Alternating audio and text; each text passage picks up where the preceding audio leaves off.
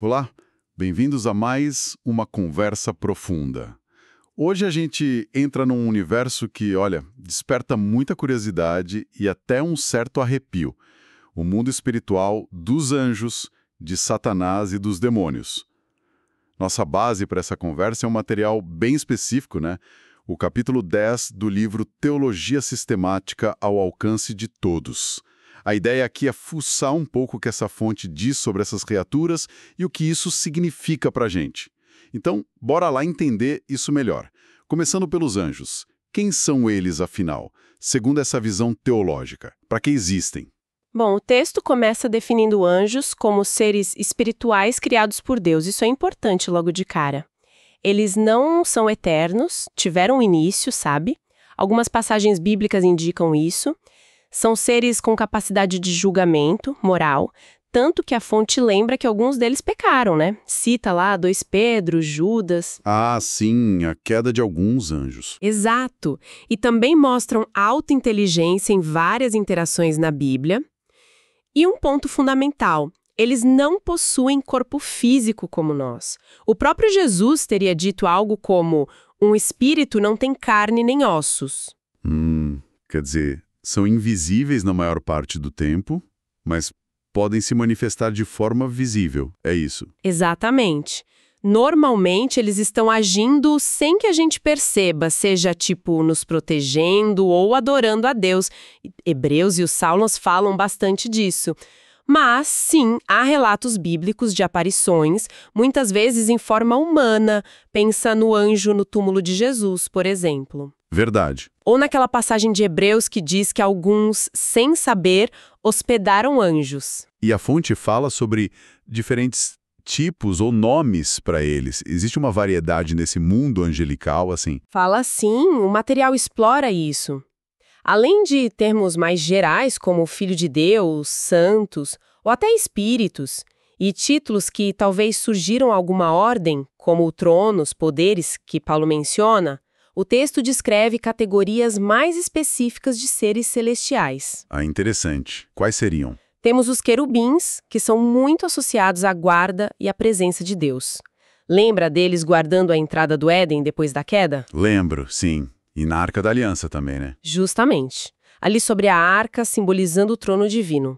Depois, tem os serafins, que aparecem naquela visão super impactante de Isaías, lá no templo. A visão do Santo, Santo, Santo. Essa mesma. Eles estão ali, adorando sem parar, proclamando a santidade de Deus. A imagem é de pura adoração e reverência, bem forte. E ainda tem os seres viventes, aqueles vistos por Ezequiel e depois por João no Apocalipse, bem próximos ao trono de Deus. Aqueles com várias faces, né? Leão, boi... Isso. Com aquelas aparências mistas leão, boi, homem, águia, a interpretação que a fonte traz é que eles talvez representem toda a criação, sabe? Toda a criação reunida ali em adoração constante a Deus. Fascinante essa diversidade. E isso, claro, levanta a questão. Existe uma hierarquia entre eles? Tipo um organograma celestial? Um chefe dos anjos? Olha, o texto indica que sim. Miguel, por exemplo, é chamado especificamente de arcanjo. Só esse título já sugere uma liderança, né? Arcanjo. Tipo um anjo principal. Isso. Em Daniel, ele é descrito como um dos príncipes supremos, e no Apocalipse ele está lá liderando uma batalha celestial contra o dragão. Parece ter um papel de comando mesmo, talvez até militar. A fonte também menciona que a volta de Cristo será anunciada com voz de arcanjo, mas pondera um pouco, dizendo que não dá para afirmar com certeza se Miguel é o único com esse título, sabe? Entendi. E aqui a gente entra num ponto que, nossa, muita gente se pergunta. Aquela ideia popular do anjo da guarda pessoal. Um para cada pessoa. O que essa teologia diz sobre isso? Tem base firme mesmo? Então, o material aqui é bem cuidadoso com isso. Primeiro, confirma que anjos, de um modo geral, protegem sim o povo de Deus. O Salmo 91 é um clássico que fala disso, né? Aos seus anjos dará ordem a teu respeito. Sim, esse é bem conhecido. Pois é.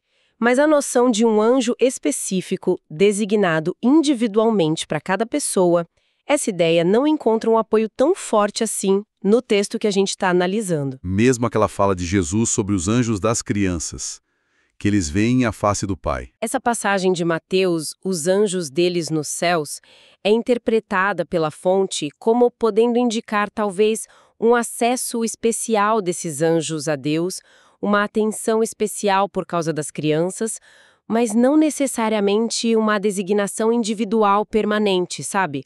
Um para cada. Ah, entendi a nuance. E aquele comentário dos discípulos sobre o anjo de Pedro, quando ele aparece na casa depois de ser liberto da prisão, a fonte também não vê isso como uma prova definitiva. Talvez fosse mais uma expressão comum da época ou uma crença popular. Então a ideia é mais uma proteção geral. A analogia que a fonte usa é boa, acho que ajuda a entender. Parece mais uma marcação por zona, sabe? Uma proteção geral sobre o povo de Deus, do que uma marcação homem a homem, um anjo para cada um. Entendi a cautela. Faz sentido. E sobre o poder deles? São seres muito poderosos. Sim, são descritos como muito poderosos. Um salmo os chama de anjos poderosos que obedecem à sua palavra. Pedro diz que são maiores em força e poder que certas figuras humanas importantes. Maiores que nós, então. Na nossa condição atual, sim. Hebreus até menciona que, por um pouco, fomos feitos menores que eles. E esse poder se manifesta bastante em batalhas espirituais, como a gente vê em Daniel e no Apocalipse. Mas é importante ressaltar: o poder deles, embora seja grande, não é infinito. É um poder que vem de Deus, é delegado e é limitado por ele. Certo, certo. Poderosos, mas não onipotentes. E qual seria o propósito maior deles, segundo essa fonte? Por que Deus os criou, afinal? O texto apresenta algumas razões que se conectam. Uma delas, e eu acho isso bem marcante, é que os anjos servem para realçar o lugar especial que Deus deu à humanidade. Pensa bem nisso. Como assim? Realçar o nosso lugar. Só isso já nos coloca numa relação única com o Criador, diferente da deles. Nossa, é verdade. Nunca tinha parado para pensar nisso dessa forma. Nós, a imagem de Deus, eles não. Exato. E tem mais. A Bíblia sugere que, no futuro, os crentes vão julgar os anjos. Isso inverte totalmente a ideia de quem é superior hierarquicamente no final das contas, né? Julgar os anjos. Uau! E no presente, Hebreus diz que eles são espíritos enviados para nos servir aqueles que vão herdar a salvação. Então a existência deles, paradoxalmente, acaba destacando o amor e o plano super especial de Deus para nós, seres humanos. Outro ponto crucial que a fonte levanta, eles ajudam a mostrar a imensidão da graça da redenção humana. O contraste aqui é poderoso. Contraste com o quê? Com o destino dos anjos que pecaram.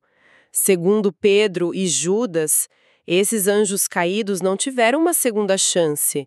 Não houve um plano de redenção para eles. Cristo não veio para redimir anjos, como diz Hebreus, mas sim os descendentes de Abraão, a humanidade. Entendi. Eles caíram e ficaram caídos. Sem resgate. Exato.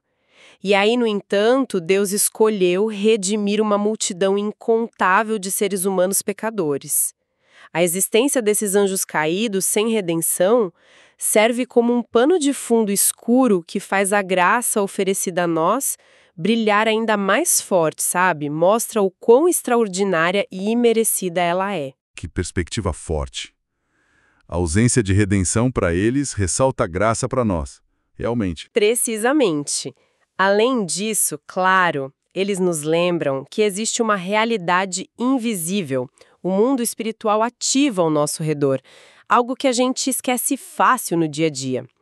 Servem também de exemplo na sua obediência imediata e adoração contínua, é um modelo do que significa fazer a vontade de Deus assim na terra como no céu.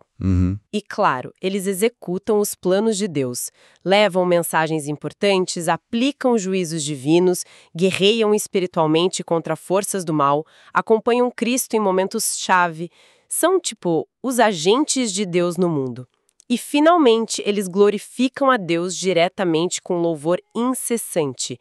Adoram a Deus por quem Ele é e pelo que Ele faz. E tem uma parte interessante que a fonte menciona, que você falou de leve antes. Eles observam a gente, a igreja. Isso é curioso. É muito curioso. O texto sugere que eles se interessam, sim, pela nossa vida, pela vida da igreja, e até aprendem sobre a sabedoria multiforme de Deus, observando como ele age conosco e através de nós, como Paulo diz em Efésios. Quer dizer que temos uma plateia celestial. É como se fosse isso, uma plateia celestial acompanhando o desenrolar do grande plano de Deus na história humana e na igreja. Pedro diz que são coisas que os anjos anseiam contemplar. Ok, isso tudo é fascinante. Mas como isso se traduz para o nosso dia a dia?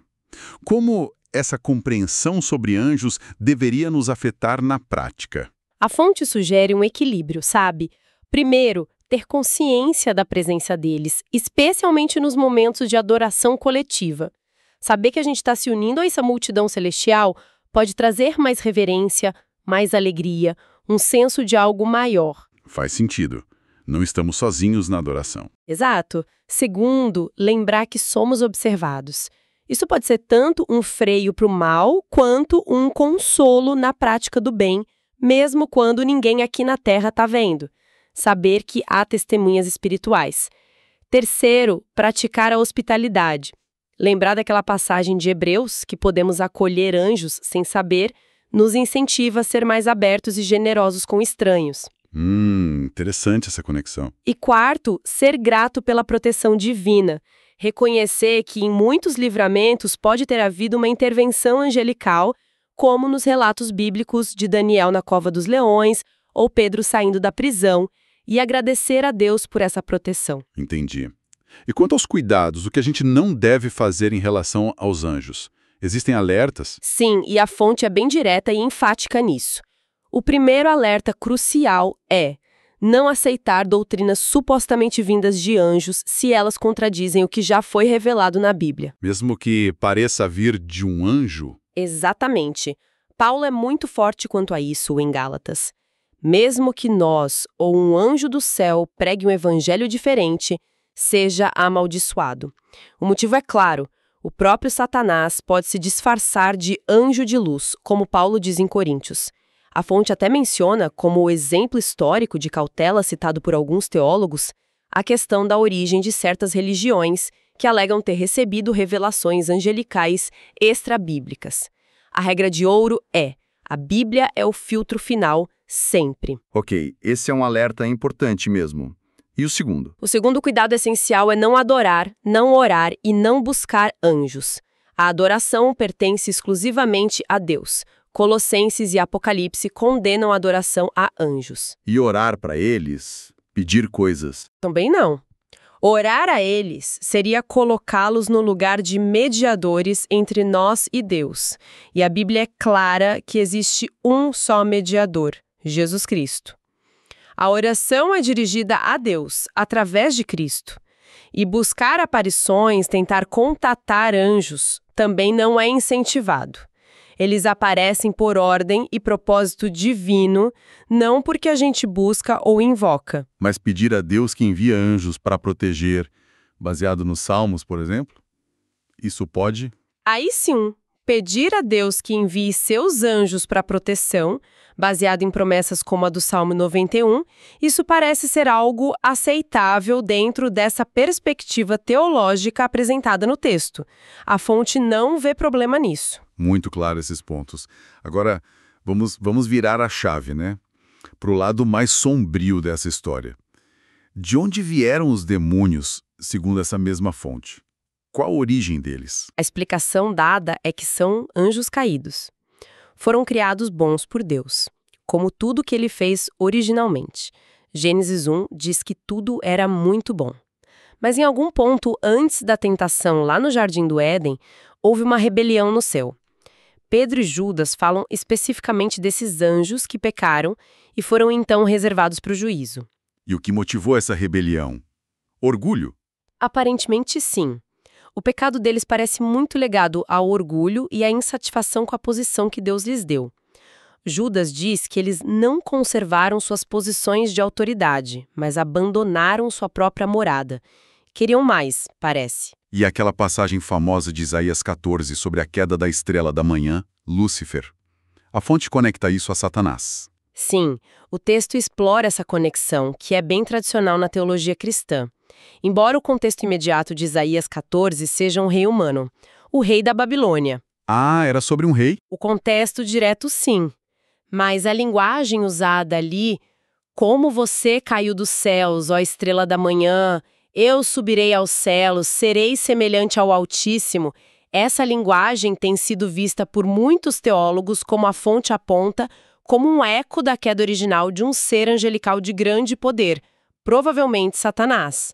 A motivação descrita ali, o orgulho, o desejo de usurpar o lugar de Deus, bate muito com o que se entende sobre a origem de Satanás.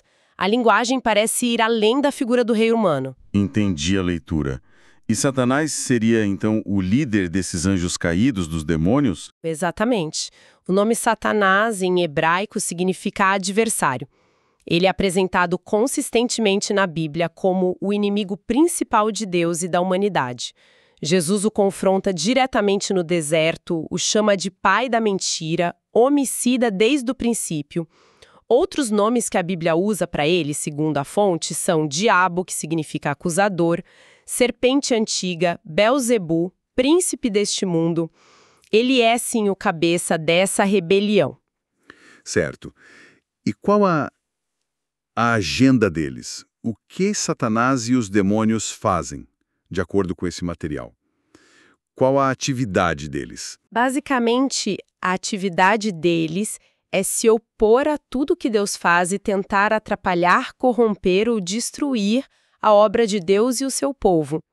É uma oposição constante. A fonte diz que Satanás originou o pecado no mundo, lá no Éden, tentou o próprio Jesus no deserto, e suas táticas principais são a mentira, o engano, a acusação, ele é o acusador dos irmãos, inspirar destruição e morte. João diz que ele veio para roubar, matar e destruir. Eles buscam também cegar as pessoas para a verdade do Evangelho, impedir que creiam e atacam os cristãos de várias formas, semeando dúvida, medo, culpa, apresentando tentações, talvez até usando enfermidades ou conflitos para desgastar a fé. Mas eles têm poder ilimitado para fazer tudo isso, ou existe um limite? Não, de forma alguma, e esse é um ponto-chave na fonte muito importante. O poder deles é estritamente limitado pela soberania de Deus. Como na história de Jona. Exatamente. A história de Jó mostra isso de forma claríssima. Satanás só pode agir até onde Deus permite. Ele precisa pedir permissão. Tiago afirma que, se resistirmos ao diabo, ele fugirá de nós. Isso implica que o poder dele não é irresistível.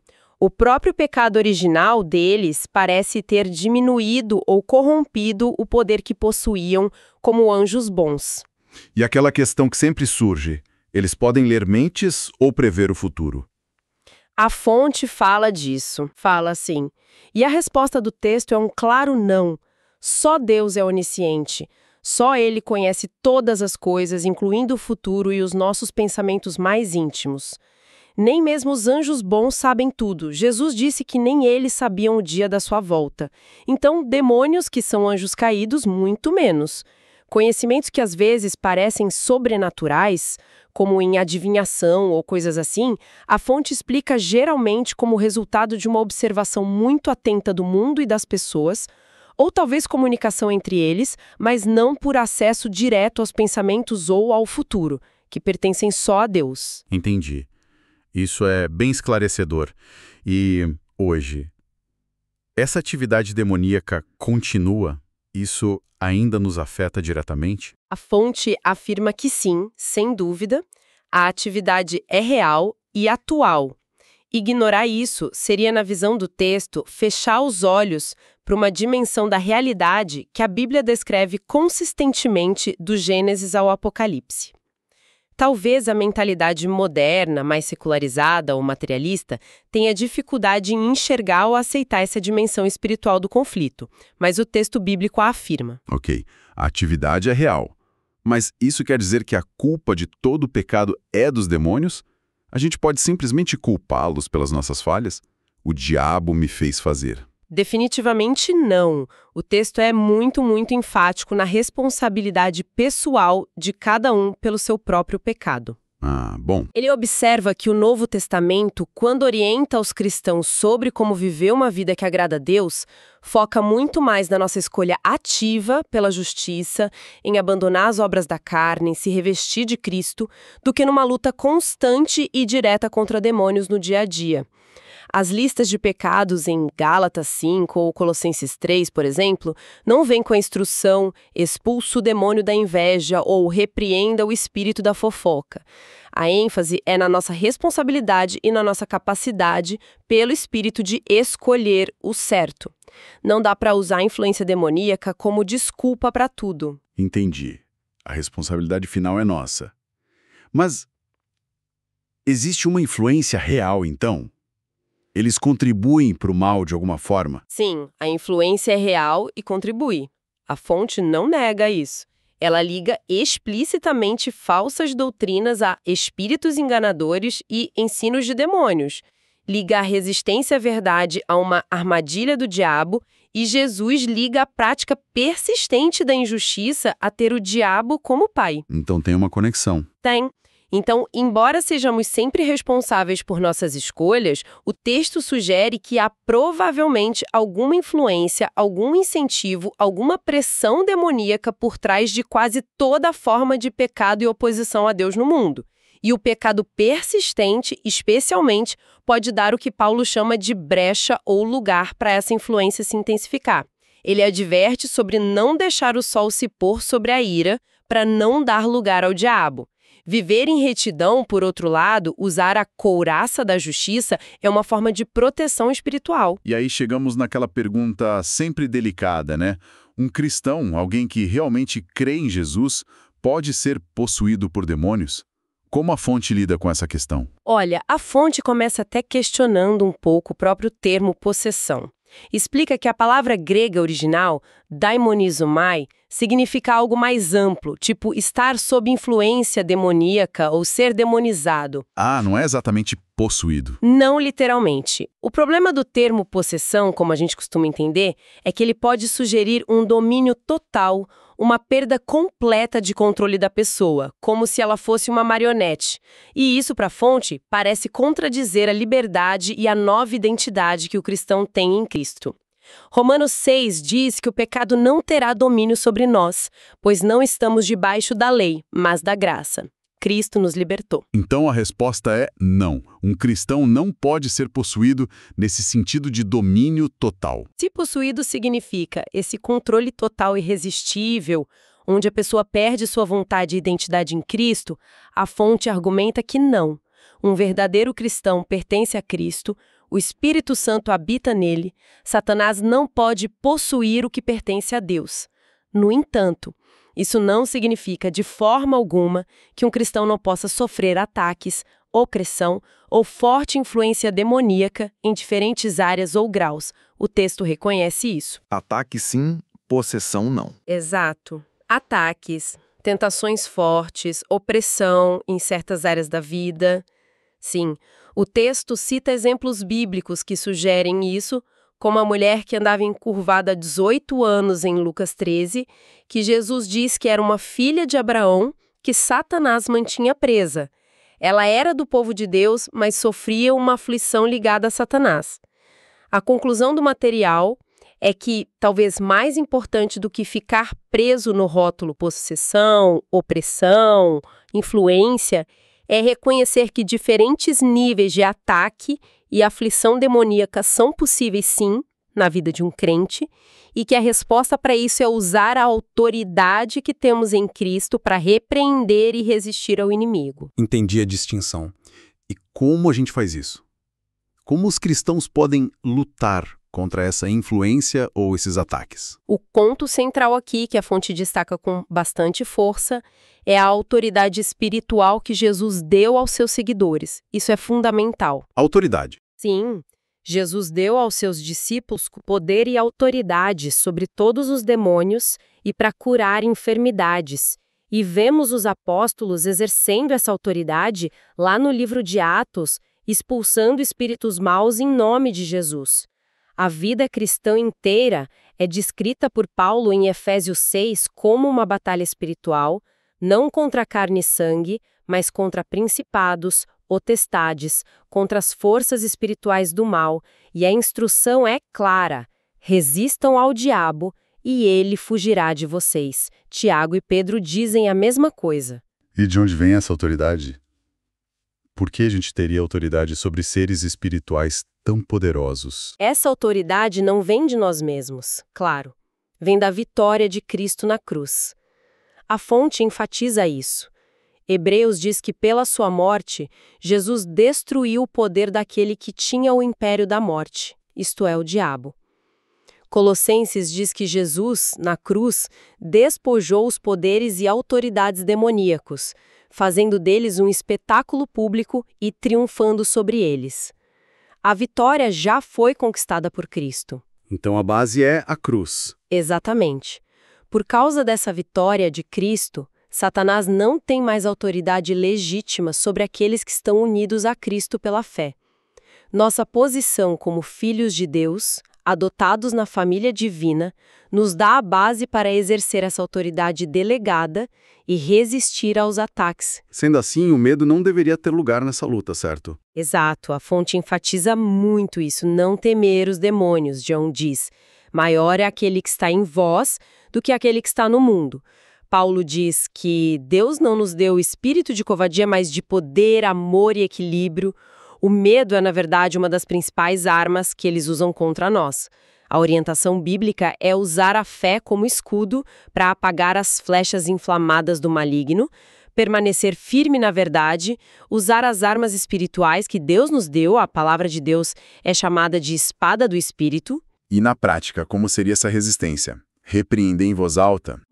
Repreender diretamente em nome de Jesus, como Pedro fez com o coxo da porta do templo, ou Paulo com o espírito adivinhador. Pode envolver resistir firmemente à tentação, não dando brecha, usar a palavra de Deus para contra-atacar as mentiras, como o próprio Jesus fez no deserto, mas lembrando sempre, como a fonte ressalta, o poder não vem de nós, da nossa força de vontade ou de alguma fórmula mágica. O poder vem do Espírito Santo que habita em nós. Jesus disse que expulsava demônios pelo Espírito de Deus. E Jesus também fez um alerta importante aos discípulos quando eles voltaram felizes por terem expulsado demônios. A alegria maior não deveria ser por ter poder sobre os espíritos, mas sim por ter o nome escrito nos céus, ou seja, pela salvação. O foco principal é Deus e a salvação, não o confronto com o inimigo. É uma questão de perspectiva, né? Expectativa. Assim como o evangelho avançava com poder sobre as obras das trevas no início da igreja, curando, libertando, transformando vidas, devemos esperar que isso continue acontecendo hoje. Essa vitória sobre o mal é parte normal e esperada do avanço do reino de Cristo no mundo. Ufa, foi uma exploração e tanto nesse mundo invisível, hein? Passeamos pelos anjos, esses servidores de Deus, e também pela oposição real de Satanás e seus demônios. Tudo isso olhando pelo prisma desse capítulo específico de teologia que a gente usou como guia. Sim, foi bastante coisa. Acho que os grandes eixos que ficam são esses, né? De um lado, os anjos como criaturas espirituais poderosas, criadas por Deus, que os servem e que, de uma forma até curiosa, nos ajudam a entender a graça especial que nós recebemos dele. E do outro lado? E do outro lado, Satanás e os demônios como adversários reais, inimigos de Deus e nossos, mas cujo poder é limitado pela soberania divina e que podem sim ser enfrentados e resistidos pela autoridade que os cristãos receberam em Cristo por causa da sua vitória na cruz. Muda bastante a forma como a gente pode pensar sobre essa dimensão espiritual que nos cerca o tempo todo, né? Traz uma clareza diferente. Sem dúvida. Traz uma seriedade, mas também muita esperança, eu acho. E pensando nisso tudo, fica talvez uma reflexão final baseada no que a gente leu sobre os anjos observadores. Qual seria? Se este texto estiver certo ao dizer que os anjos não só agem ao nosso redor, mas também observam a nossa vida, se interessam pela nossa jornada espiritual, aprendem com a igreja sobre a sabedoria de Deus e até se alegram com cada vitória da graça em nós, como seria se a gente vivesse com uma consciência um pouco mais constante dessa plateia celestial? De que forma isso poderia talvez moldar nossas escolhas diárias, nossa adoração, tanto a pessoal quanto a coletiva, nossas interações uns com os outros, especialmente naqueles momentos que a gente acha que ninguém está vendo. Fica aí para pensar um pouco.